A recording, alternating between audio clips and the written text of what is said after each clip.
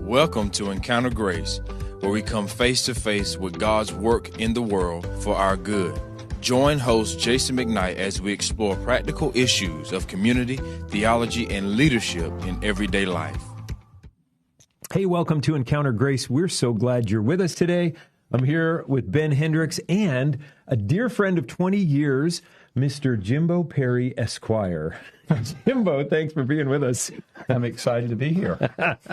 Now, for those of you who don't know Jimbo, and there may be 7 of you in Iceland and Kazakhstan, here's what you need to know about our dear friend, and we'll get him talking in a minute, but here's what we need to know. Jimbo loves people. Jimbo loves people in Jesus' name. And Jimbo loves Jesus in people. And so he does everything he can to help people meet Jesus and flourish in him. He's a husband and a dad and a grandpa. What do your grandkids call you? Granbo. Granbo. I love it.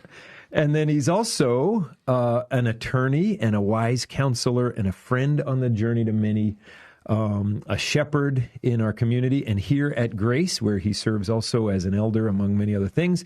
And I love this, a great lover of your hometown and your home state, and I guess your home country. Yeah. So, Jimbo, we want to just get in your head a little bit today. That could be scary, but we hear a whole bunch, especially because, Ben, you and I have kind of talked about this a few times over the years about, man, Jimbo's just got so much to give, but also at New Year's, you took on a new role in your career, and you just told us you're 59 and a half, so I think that's pretty close to what you're really in age. And to take on a new career at 59 and a half plus 5 is a big deal. And so I know our gang here on Encounter Grace would love to hear what you're doing, because you and I have talked a little bit. Actually, I talked with Trey and Chrissy earlier this week, and they shared a little more about all the things you're doing, because I said, in case I don't ask the right questions, help me out a little bit. And so we're pretty excited to get you talking. Great. Well, so I have been a lawyer in Kinston for about, I don't know, close to 40 years, not quite, but almost 40 years, and I love it. I've loved the honor and privilege of not just helping people with their cases, but helping people with their lives, and walking beside people and families for generations. I was with a young man even yesterday who his name's Matthew, and Matthew was one of the strongest little boys I've ever known.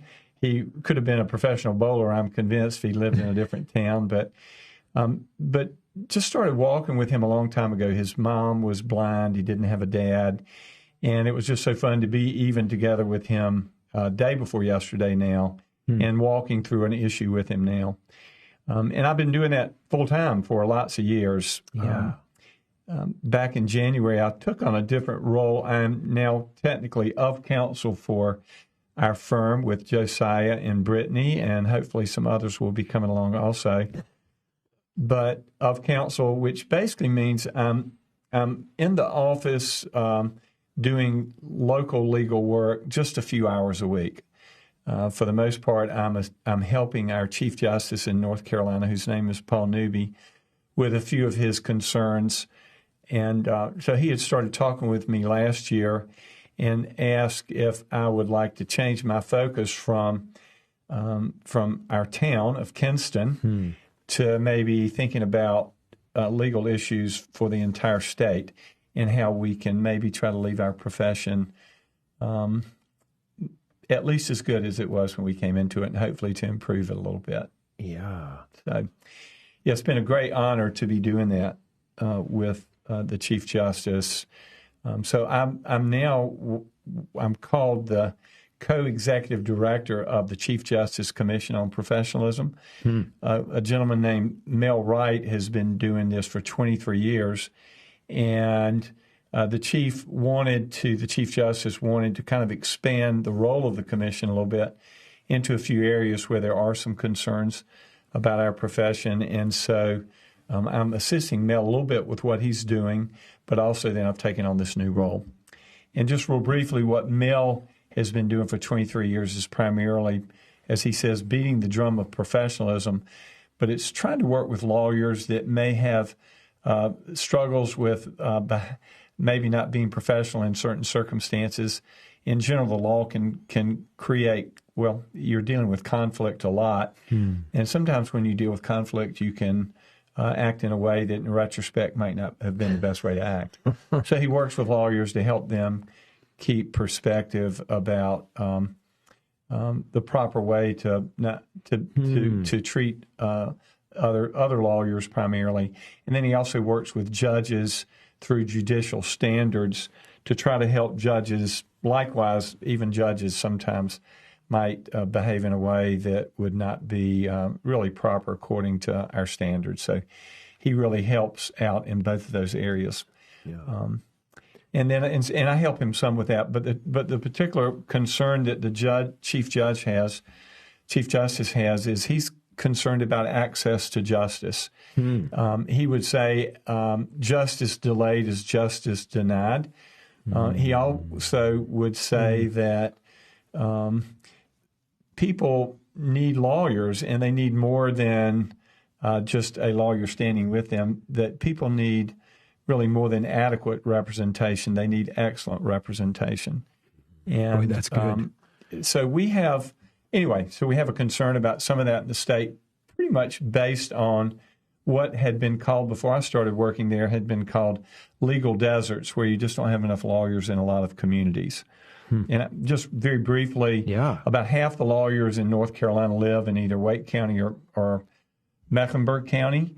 It moves up to about 70% when you add a few other counties like Forsyth, Guilford, and New Hanover. But the other 95 counties really don't have enough lawyers. The way a legal desert had been defined was less than one lawyer per 1,000 people. Lawyers up in around Wake County, Orange County, Mecklenburg County have as many as 6 lawyers per 1,000 people. And there's some counties in the eastern part of the state and far western part of the state that may have as few as 0.1 lawyer per 1,000 people. Really? Which isn't very many lawyers to be able to kind of help move things along. Mm-hmm. And that goes to the justice delayed is justice denied. Like if I can't get on a lawyer's docket because I live in a small town, I can't get help when I'm accused of something. Yeah. Or let me just give you an example from court yesterday here in Lenoir County. They have what they call abuse and neglect court, which is really a court where a parent is having struggles, and they have it's been said that they either abused, neglected, or that the child is dependent. They either abused or neglected their child, or the child is dependent because of the parents really not being a good parent. And when that happens, that parent has a constitutional right to have a lawyer. Well, that's okay if you've got a couple people on the list and you've got that are willing to take those kind of cases for people that can't afford lawyers, and you have a mom and a dad. But the problem happens often is you may have a mom who has 4 or 5 children by 4 or 5 different men. Then you end up needing at least 5 lawyers, if not more. You also need a DSS lawyer. You need a guardian ad litem lawyer. So you're all of a sudden up to 8 lawyers, and they only have 3 lawyers in a county that does that kind of work. Then that's a real problem. Yeah, that's a real problem. And or another example would be people that can't afford to have lawyers have a right, and may go to jail, have a right to have a court-appointed lawyer. And so you have a list where lawyers sign up and they say, I'll take a certain type of case. In Lenoir County, where we live, there are only 2 people on the high felony list, and which means very serious crimes.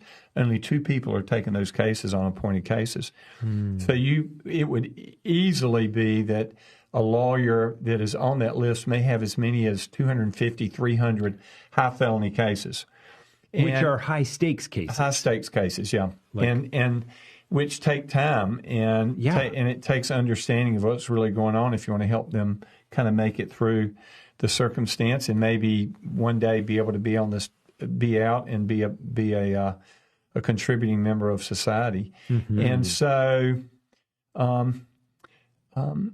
the way that practically works out is people, the lawyers are doing the best they can do, but you can sit in a jail for a long time before your case comes up and before the lawyer might be able to come see you. And it's very difficult to prepare a few hundred cases for court. And you really can't do it. So that's just a real issue. Yeah, that's a big deal. Yeah. So part of your calling, both internally and maybe with the Chief Justice, is, Lord, would you bring more lawyers to underserved places? Right. And let me tell you the way I'm doing it. I'm not doing it from a perspective that, well, I did the first time I went to a law school, and I got some flyers put up, and the flyers said, come in here, somebody talk about legal deserts. Well, nobody showed up. Right. Because who wants to go hear about a legal desert? Right. So we quickly regrouped and thought we need to rebrand this. So, and I think the rebranding is very honest. I don't think it's selling anything. So we now say, come and hear about a legal oasis in an underserved community. And the second time we did it, of course, we threw in a little bit of free pizza. We had 70 students come. Does that work on lawyers? It works on students. There we go. A couple $100,000 in debt. Works on them really well. I know it works at the youth group too. Yeah.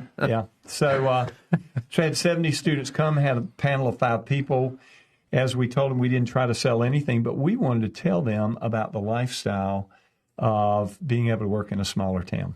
So, as an example, I've spent a lot of time over the last 4 months going around the state, meeting with both lawyers and law students, and just kind of asking them the question, or the law students, the question is, what do you really want to do? You remember the passage from John chapter 1, I believe, where Andrew and another disciple, I think it was probably John, they were disciples of John the Baptist. Right. And they heard John the Baptist say 2 times, behold, the Lamb of God who takes away the sins of the world. So Andrew and the other disciple knew that they weren't quite following the grand poobah. They weren't really with the real man. So they decided they'd go meet this guy. So they went over to him, and when they came over to Jesus, Jesus said something like, what do you really want? What do you really want? What's going on? And they said to him, they didn't know exactly what to say, so they said, where are you staying?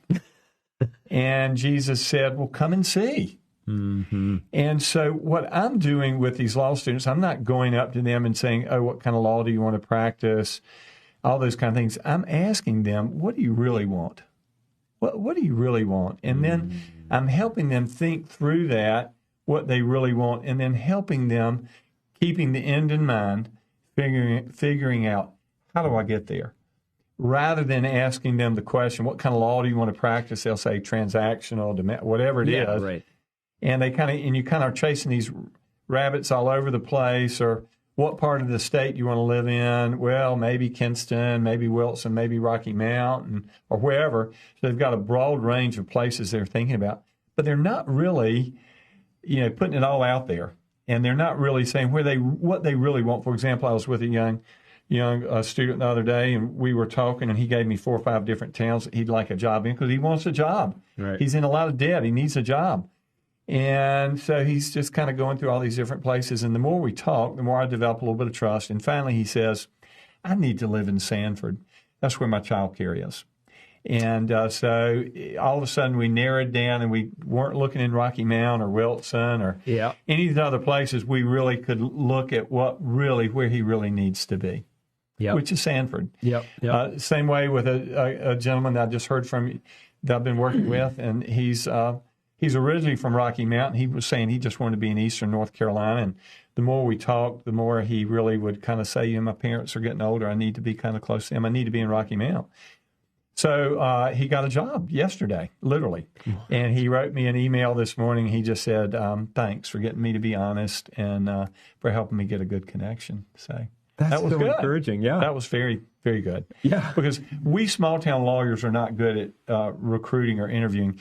When you go to law school, that's true. What happens is you've got big firms in big cities who have a budget for recruiting. Right. And they go and they do a great job recruiting. And if you go work for them in the summertime, they will take you to the country club, and they will take you to the Angus barn. And they will then work you about a couple thousand hours a year in which they're paying you a certain amount. They're charging their clients a whole lot more, and they're making a lot of money off of you.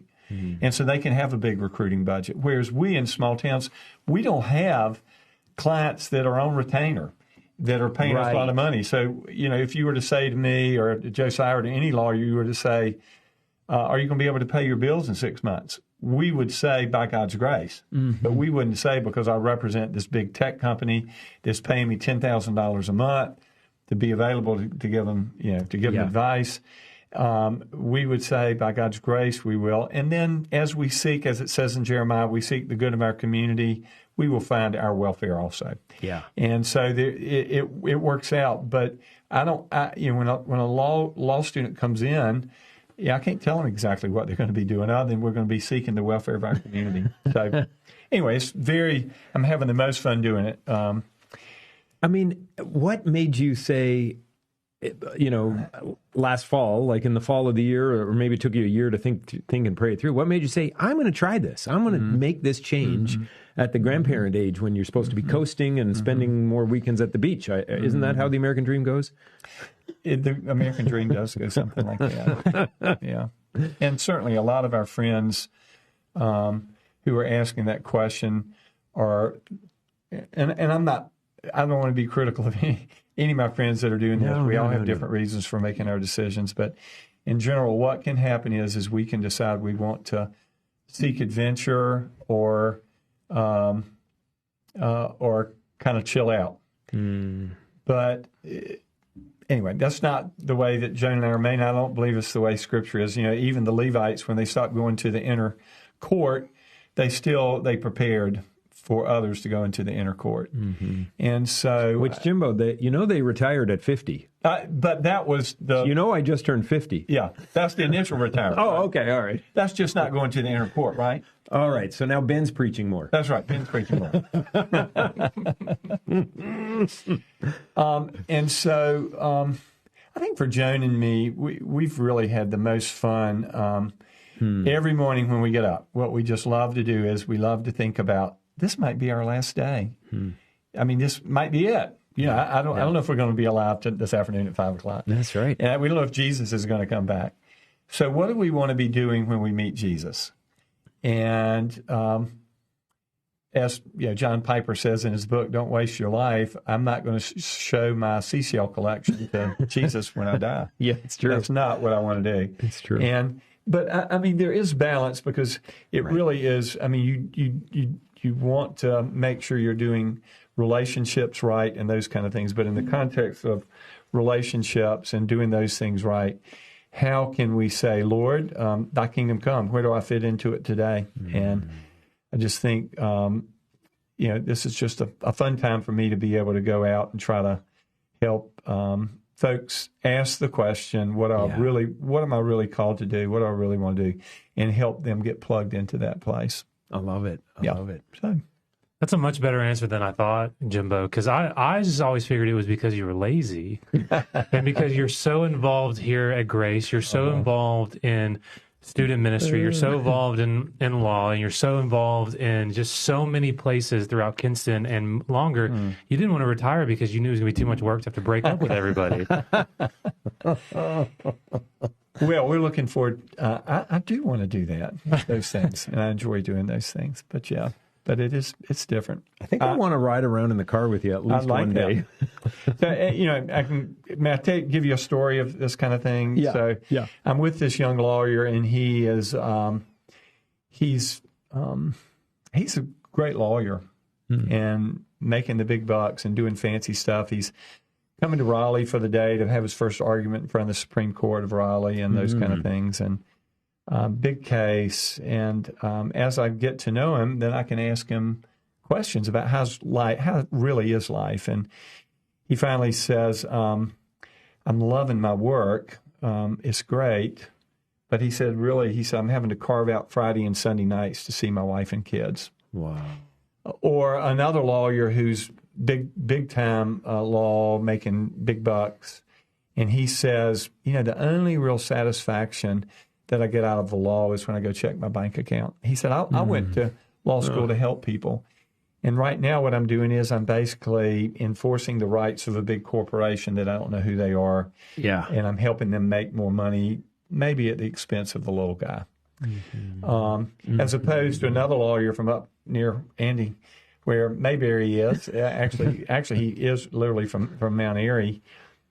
He says, I can't talk on Thursday afternoons at 4, or we have to finish up by 4 because I coach my son's team, and I need to be there by 4. Right. That's great. I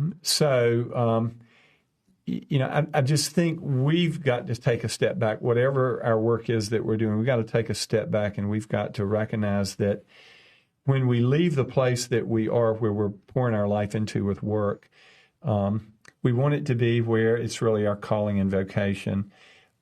Sometimes you do have to grind some. I understand that. That's true. But you want to try to put it in. You want to try to put it in perspective. As I found in my granddaddy's little red book, I left mine in the car. He said he had a little saying in there that said, "If you want to know how much you're going to be missed at work," he said, "put your hand in a bucket of water, take your hand out of the bucket of water, and about as long as that hole stays there is about how long you're going to be missed at work," which is really true. I've got 100 stories. Can I tell 2 more, and then I'll be quiet and let you ask a question? Sure. So just real quickly. So another lawyer, big-time lawyer, he's made partner. He's great lawyer, great firm. And I say, "How are things going?" He said, it took me making partner to realize what I really love and what I've lost.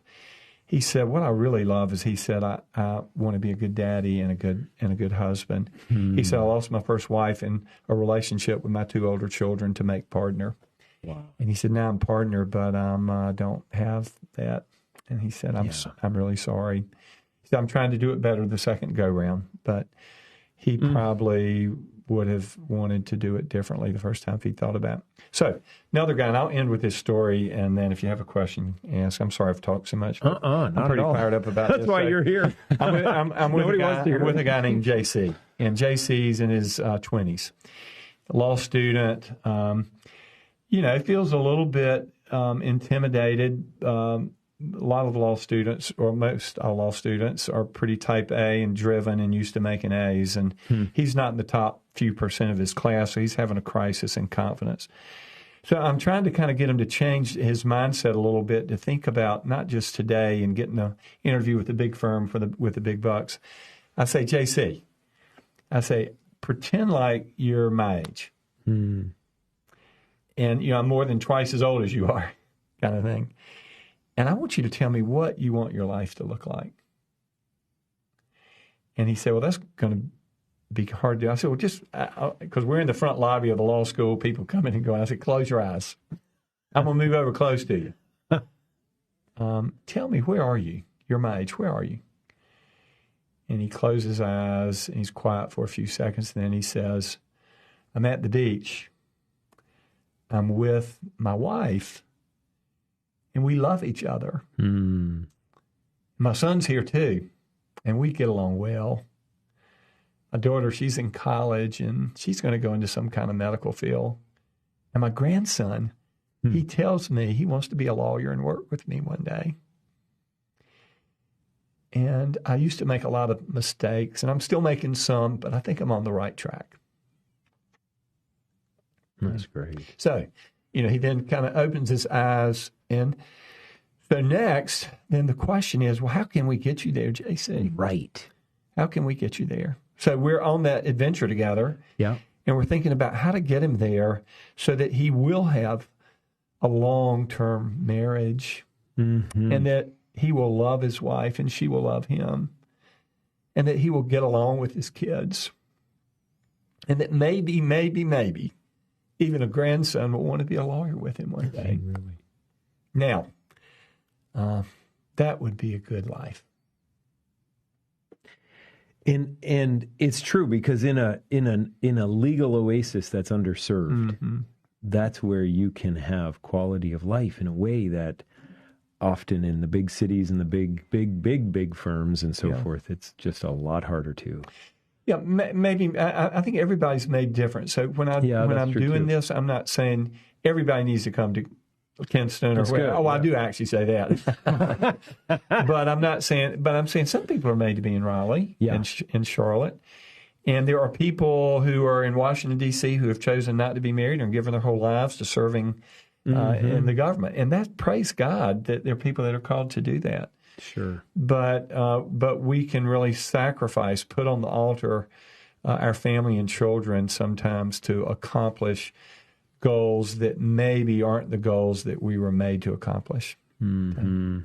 Do you find, as you talk with, you've talked with a lot of lawyers over 40 years, and then over the last 6 months, you've talked with a lot of young lawyers and a lot of older lawyers. Well, I guess that's true too. I was with an 80-year-old lawyer today, but yeah. So. Well, I mean, I don't know if I should say this to you, but the joke about lawyers is not the same. Like you think of a doctor, you think they want to help. You think of a nurse, you think they want to help. But actually listening to you, there's probably more lawyers who do go into it not just to make a good life and join the country club, but to make a difference for the underdog. I would just tell you that 90% of the law students that I've talked to, and I've talked to a lot of law students over the last months, most of them say something like this.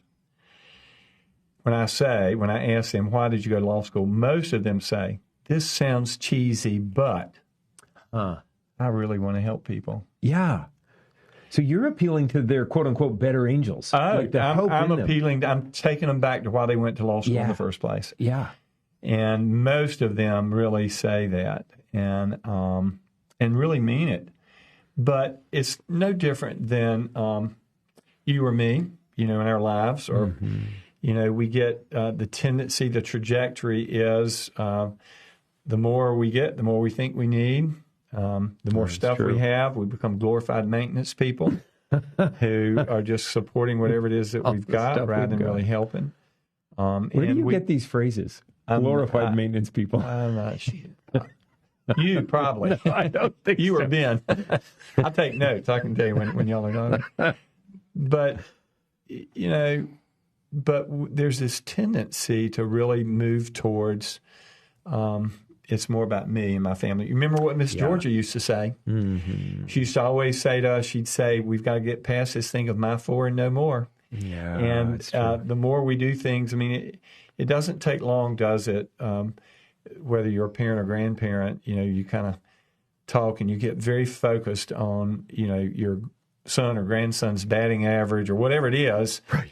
And those things are all fine and good, but But really, what really matters, the souls of men and the Word of God. The souls of men and women and the Word of God are the only two things that last forever, right? Well, it's true. So why don't we live our lives that way? Why don't we ask ourselves in the question in the morning, so what can I do today to really really understand the Word of God and dig into it and worship Jesus? Yeah. And what can I do today to really be concerned about the souls of men and women and children, where I'll be. Mm-hmm. Yeah. That's good. Ben, you're uncharacteristically quiet. I'm just in awe. Sorry I've talked so much. I'm just unloading. I love it, I though. ride in that car a lot until I get to see somebody, and then I just really... Yeah. I think it's just such an incredible thing to get to hear this from you, Jimbo, because no one's going to really know this except for the people in this room. Like, you lead one of our high school boys' Life on Life groups. And I was literally just talking to a few of them just in this last week or so about how that group was going, how much they just adore that group and they adore you and they look up to you. And this isn't a podcast just about you, but what was so interesting about that is one of the reasons for why they enjoy it so much is what you were just talking about. It's what you're doing for all these different lawyers. It's what it's just part of your ministry and also part of your job, because you help people kind of reduce all the fluff and get back to what's the thing. Mm-hmm. What is it that you really want here and what really matters? And that's such the big thing for so many of our high school boys. Like, what am I going to do? How am I going to spend my life? Where am I going? And to have people in our lives who can go, well, what really matters to you? Mm-hmm. Like, what do you really want? Mm-hmm. What do you want to accomplish? Mm-hmm. How do you want to spend your life? Like, really? Mm-hmm. Yeah. Not just what you've seen on TV or in the movies or just what you've seen, what you can get with this amount of money or whatever. But, like, what do you really want? Yeah. And, it's just an incredible thing to be able to hear, and see the fruit that just in our student ministry, but also in our body as well, because it's not just the student ministry you're blessing, but also in just Lenoir County through your practice in law, but now the state of North Carolina, and probably so much further than that. Well, let me just say, I want to give a shout out to the parents of the young men that are in the Life on Life group I'm in, because let me just tell you, it's the most amazing experience I have. I've been doing kind of like working with younger people than me since I was young for a long, long time. And this has been the greatest pleasure ever, being with these young men that I'm with, because they get it, and it's been the most interesting thing, because they do have their passions and their dreams that they are going to go after hard, whether it's swimming or acting or whatever it is that they want to do, but they get it. I'm not having to do. I mean, the parents and others, and you, Ben, have done such a great job with the passion of Jesus, rather than, often when you talk to somebody, you say, "What's your passion?" Well, that may not be the right passion. But when we can say, what is Jesus' passion, and how do we use our skill sets in the way that we're made to walk into glorifying Him? And I'm going to tell you, these young men that I'm working with now, I mean, they are like the best. I've just never experienced anything like it. I'm having the most fun. And they do, I think, come primarily for banana splits, I would say. Right. So it's banana splits with Bible study. That's right, banana splits and Bible study. So B and B. BS and BS. That's right, BS and B. With no BS. Hey, you know what? That needs to be our name. Well, I'm just saying. We need to get Dano to do a little YouTube about that. We'll do that. You just never know with that boy. Great idea. Oh, what a riot! Well, Jimbo, before the last 6 months, the whole fun of you actually were a prosecutor, weren't you, for a while? I was a federal prosecutor for about 5 years in Raleigh. I loved that. That was just such a great job. And then I got to come over to the defense side, primarily. And a prosecutor is trying to uphold truth, trying to uphold justice, because it's like, if I feel like I've been wronged and I'm going to sue someone, that's not in the prosecutor. Like, I hire a lawyer, right. But if there's a crime that has been committed, that's where the prosecutor gets involved. Okay, so you've had the opportunity to work on the side of getting to truth and justice, but it was the most fun doing that, because one of the things that Joan and I always did was we always prayed for the people that I was prosecuting. Yeah. And we really prayed that they would come to know Jesus. Right. And, what is the verse in the Psalms that really talks about the law is like a schoolmaster or a school teacher?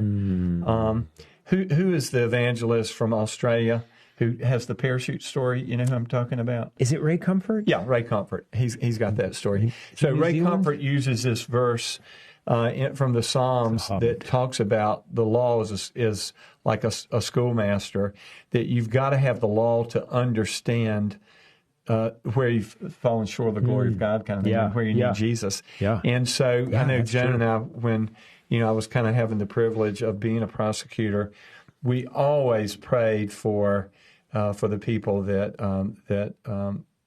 were the defendants, right, in the case, and what an honor that was to be part of helping them come to terms with the thought that they weren't in control and they needed someone beyond themselves. So I loved getting to do that, but I've just considered it the greatest honor ever to walk with people, as it says in Proverbs 31. Not only does Proverbs 31 talk about our, the virtuous woman, but before you get to that part of it, it says what is our call, and that is to speak for those who cannot speak for themselves. Yeah, that's so good. Which that became one of, I remember you saying this, your firm verse for Josiah and me. And I'll just also tell you, I just can't even believe the Lord was gracious enough to me to bring Josiah to Kinston. And Lindsay. And Lindsay. They have been. The two of them are It's like I feel like that I'm kind of, getting to live again through them, but 20 years younger, because they're doing everything that I wanted to do much better than I ever did it. And so what an honor it is to just, to know that the Lord called him here.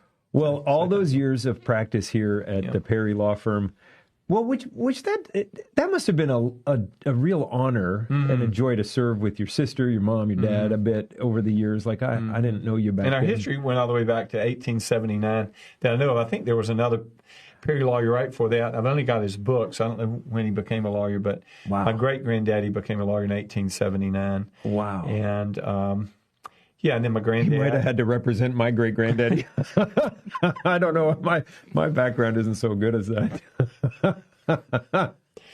Anyway, it's been very fun, and I do keep a lot of my granddad's keep his journal by my bed. I keep a lot of the things that drove him and what he planted in my mom and dad.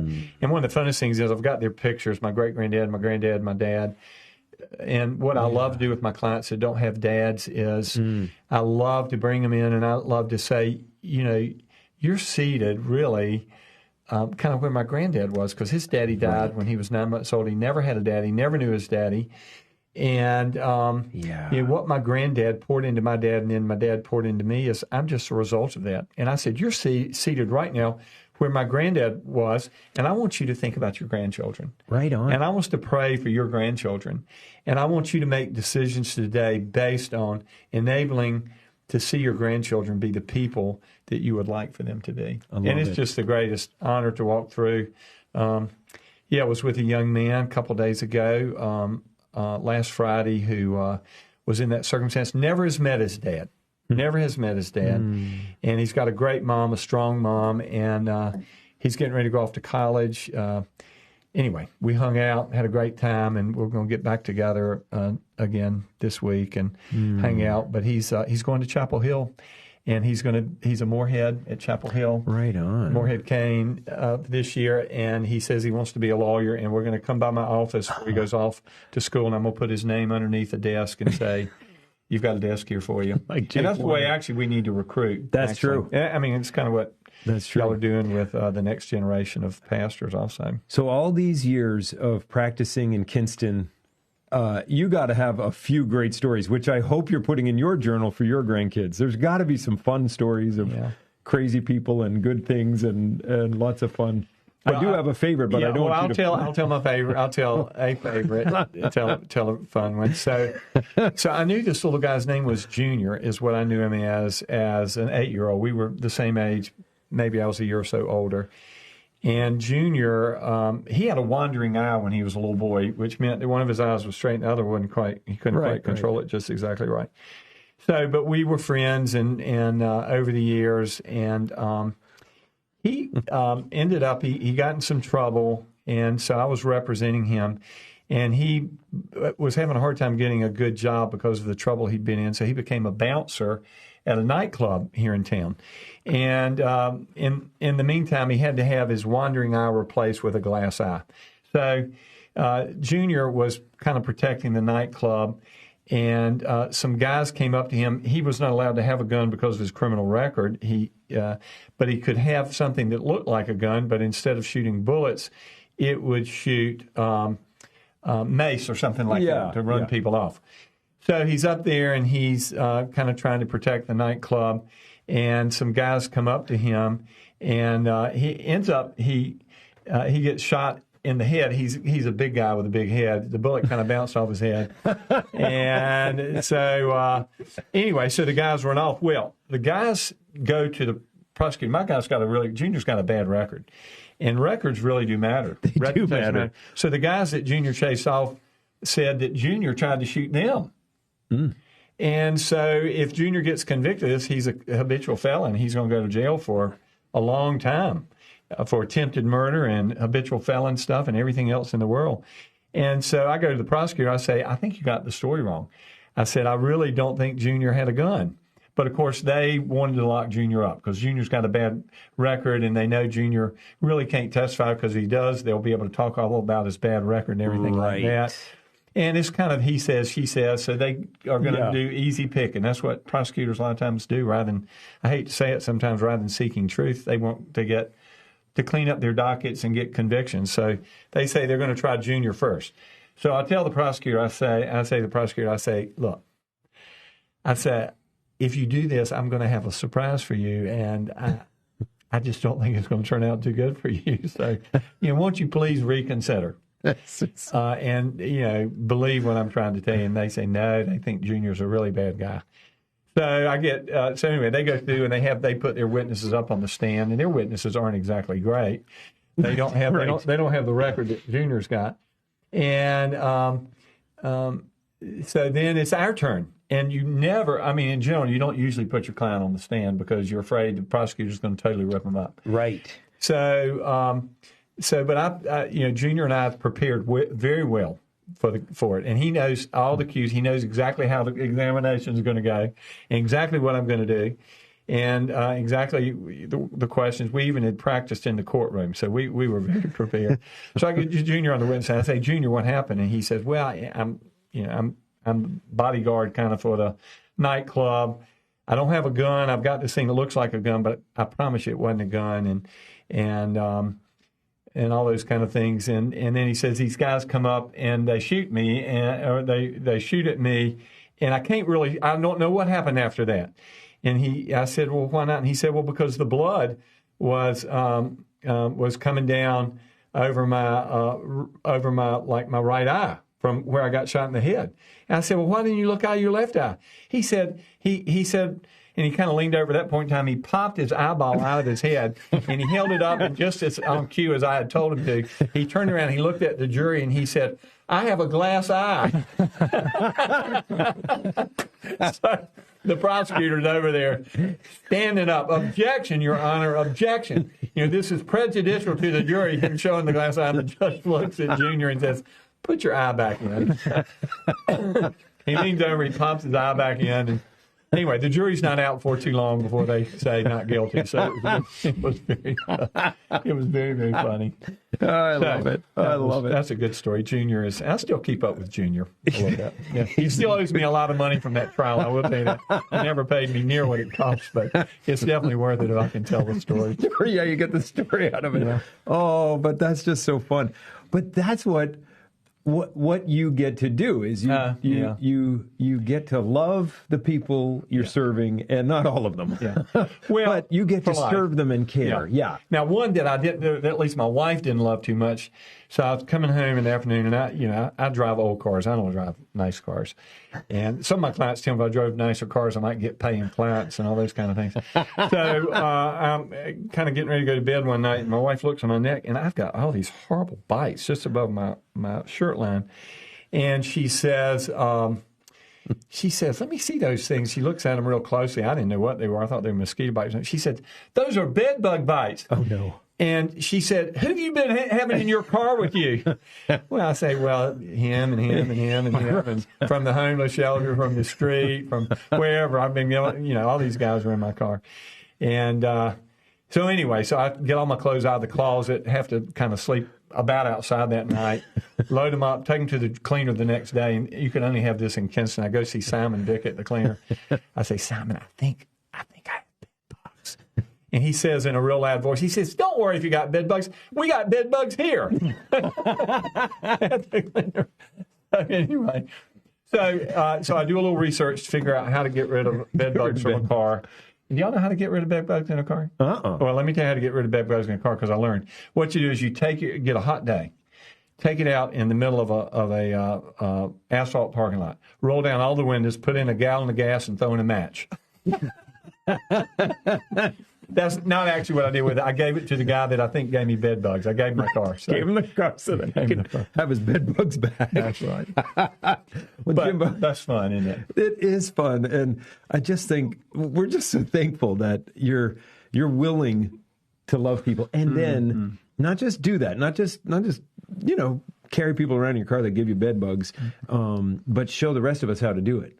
Teach our young guys in high school that, what, life isn't only about the accolades that are worth pursuing, because there's excellence and joy in that, but also life's about coming alongside the person who's needing a hand. I mean, you've come alongside me more times with coaching words here and there over the years.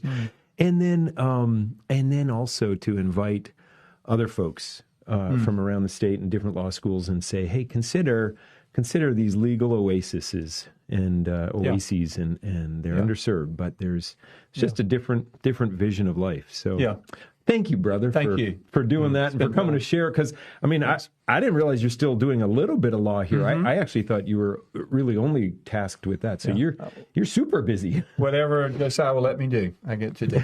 Well, I was wondering how you got fired from your own firm, but then I realized. Yeah. Jimbo, thank you so much. Thank you. I feel like we should pray, but we'll let the folks pray on the thing. And we didn't even get to the last question I have for you is, how and when did you get the name Jimbo? I wanted to know that for 20 years. I don't even know. It won't take very long at all. No, we got all the time. When I was born, back in those days, dads didn't get to go in to watch the babies be born. Yeah.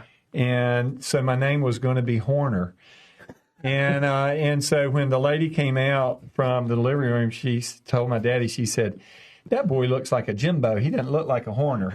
I probably wouldn't be sitting here right now. If my name were Horner, I'd probably be a mean, grumpy old man. Probably would be.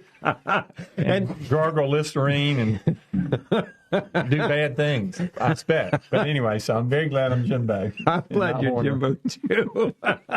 Well, and actually, I did see that nurse. So some years ago, it's probably been 15 years ago, I was walking around the hospital, and a lady called me into the hospital room, into her room. She looked at me, and she was kind of, about to die. She looked at me. She said, "Boy," she said, "are you Jimbo?" And I said, "Yes, ma'am." She said, "I named you." I guess the ears still give me away. Even on the birthday. Oh, man. Well, brother, thank you so much. And everybody, if we can get Ben to stop laughing, we'll be able to land this plane. But thanks, Horner. I'm glad you dropped by. Right. And everybody else. But listen, thanks for being here. Share this with someone. Maybe you have a friend in law school or different lawyers around your community or just friends to see what it looks like to live life with an open hand. Jimbo, we love you. Thank you for being part of our lives. And everybody, thanks for joining us. We'll see you next time. This is a ministry of Grace Fellowship Church in Kinston, North Carolina. Visit